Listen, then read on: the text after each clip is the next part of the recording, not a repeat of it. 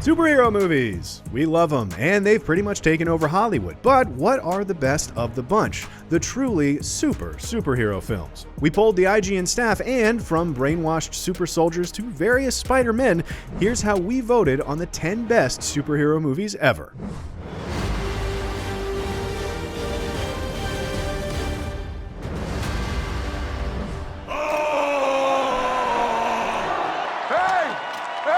We know each other. He's a friend from work. Thor Ragnarok is as glib and cheeky as the Guardians of the Galaxy movies, and embraces a deliberately 1980s space opera aesthetic and synth score, making for a fun and often hilarious film that looks as vibrant and out there as an old Jack Kirby comic. Along the way, it revived the flagging Thor series while also half-adapting a couple of classic comic runs, including the beloved Planet Hulk. Yes, adding Mark Ruffalo to the motley crew known as the Avengers allows director Taika Waititi to play with the Thor-Hulk dynamic beyond just punching each other. Plus, we also get Cate Blanchett's exquisite Hela, Tessa Thompson's terrific Valkyrie, and of course, the Grand Master, aka Goldblum in space. So what more could you ask for?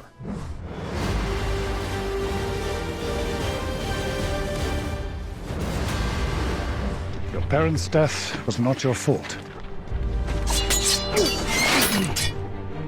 It was your father's.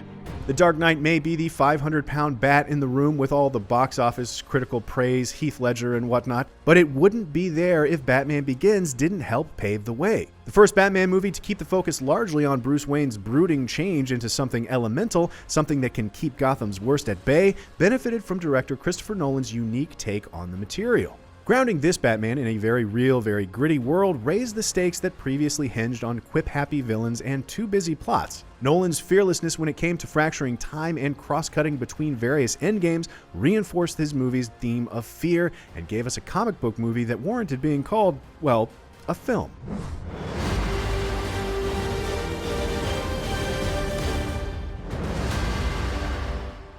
Sir, please put down the spear.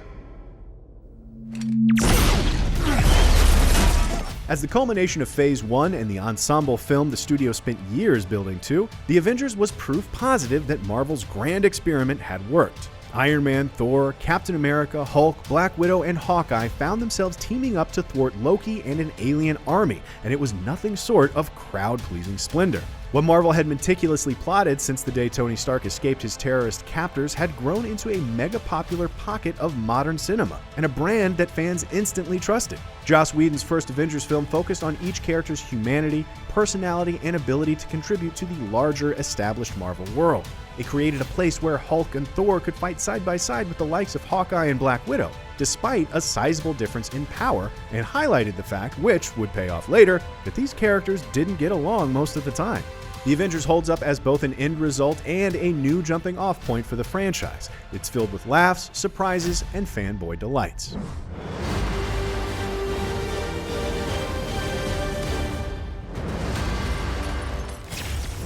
You should have gone for the head.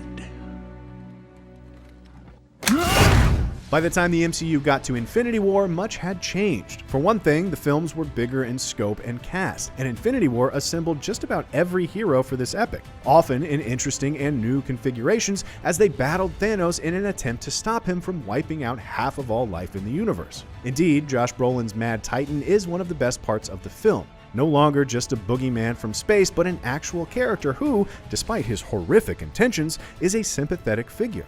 But yeah, about those horrific intentions. Infinity War's stunning and gripping ending, where so many of our beloved characters are snapped into oblivion, has to stand with the likes of The Empire Strikes Back as one of the greatest cliffhangers ever filmed.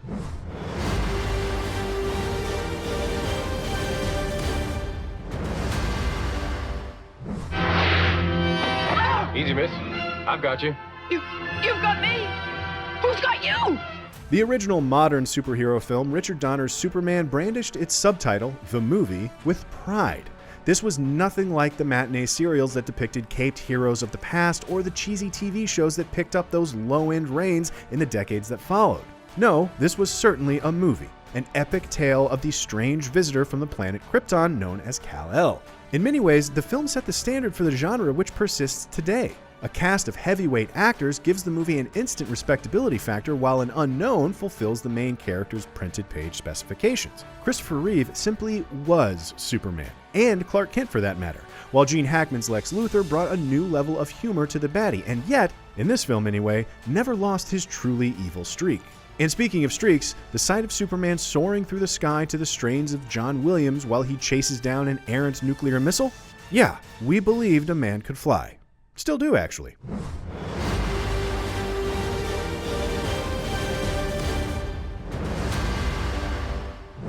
Avengers!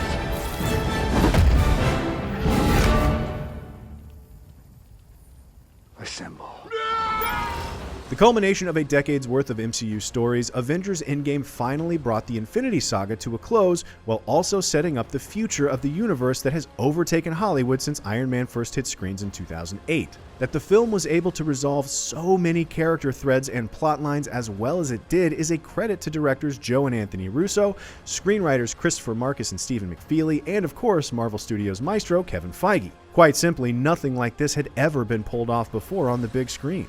Sure, the fabric of the film has some loose threads that you don't want to pull too hard on. We still don't understand the time travel stuff. But the resolution of the storylines for beloved characters like Tony Stark and Captain America work so well, and the sheer joy of seeing so many Marvel characters taking on Thanos one last time added up to everything we've ever wanted from a comic book movie and more.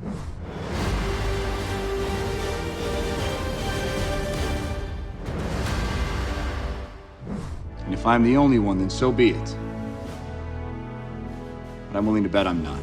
Captain America: The Winter Soldier is a masterwork of intrigue and action, using 1970s spy thrillers as the inspiration for a haunting story about Captain America learning that his defeat of the Red Skull was just one victory, and that a shadow war has been waged by Hydra in his decades-long absence. So much so that Hydra was now secretly operating from within S.H.I.E.L.D. itself. Throw in Sebastian Stan's return as Bucky Barnes, who is now a near-unstoppable super-serumed amnesiac assassin, a nice twist on an actual Red Skull alias from the comics played by Robert Redford, a clever use of Arnim Zola, and an amazing supporting cast featuring Scarlett Johansson's Black Widow and Anthony Mackie's debut as Falcon, and you have an endlessly exciting MCU installment that had huge stakes and spelled out dire consequences for S.H.I.E.L.D.-related things in the MCU following it.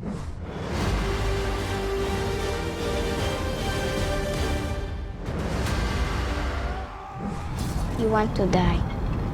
Charles told me. What else did he tell you? Do not let you.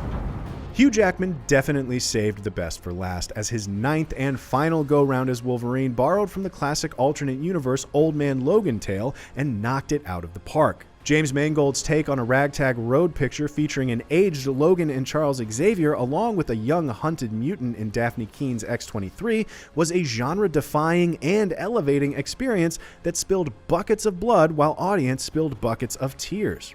As a surprisingly poignant send-off for the long-standing star of the X-Men cinematic universe, Logan stands as one of the greatest and most unconventional superhero stories of all time.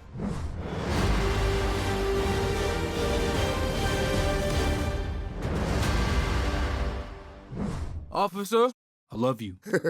Wait, what? There's no replacing a comic book legend like Peter Parker, but Sony Animation's Spider-Man Into the Spider-Verse proved that more Spider People is a very, very good thing. Miles Morales' journey from zero to hero was brought to life with jaw-dropping animation, whimsical callbacks to previous Spider-Man media, and memorable side characters from the multiverse that ranged from fan-favorite Spider-Gwen to the outright bizarre Spider-Ham. But at the center of the film is the dual stories of the brand new Spider-Man Miles and his washed-up mentor from an alternate dimension. Both discover the best parts of themselves in their journey together, and we fall in love with them as a result.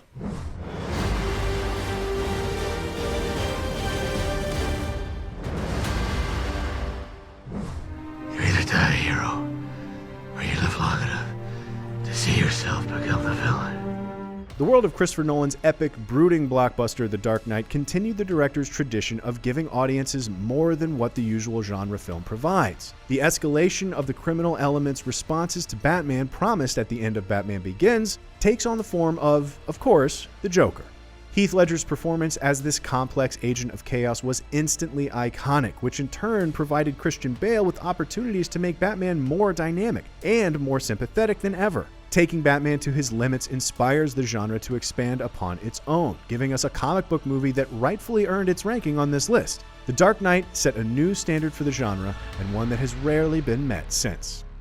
For more superheroes, check out the MCU's Infinity Saga ranked and IGN's ranking of all the Spider-Man movies. And as always, be sure to subscribe to IGN wherever you like to watch.